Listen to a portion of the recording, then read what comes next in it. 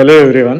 मोर बापा होती सफल छतु चाषी आ मम्मी होती यूट्यूब ब्लॉगर। चलो देखिए छतु तोड़ी केते खुशी होचन से।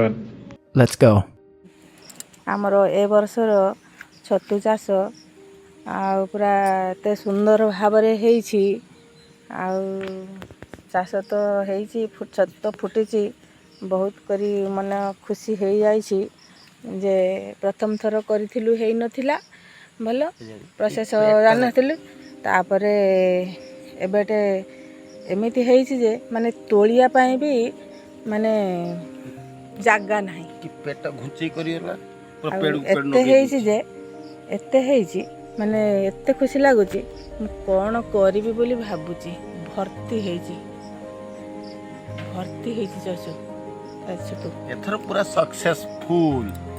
एरे बाबा गुटे गुटे हेइछि गोटे छता कौन करिबी तळु आनिबी ना उपरु आनिबी कोन भाब परने आ से मूलटा को छाड़ी करी आनिबा कथा हनी ना एटा कुटा छतु तयारी हेइछि एटे मूल कि छाड़ीबार नै।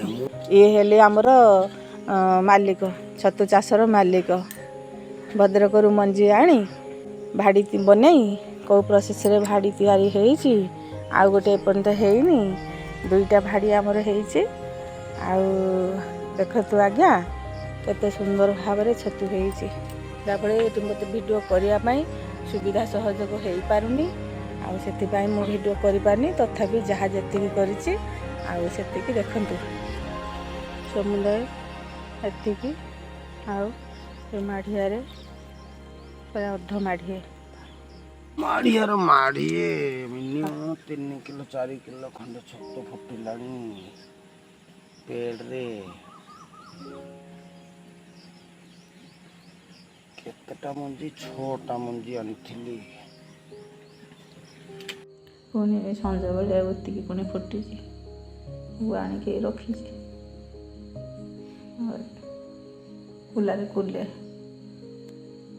फ्रिज रे रखी कौन करेंगे काली बेसी फुटी जाता तोली आनली आटे सुंदर हो खाइबा आसरे छतु कुटा छतु पाଳ छतु।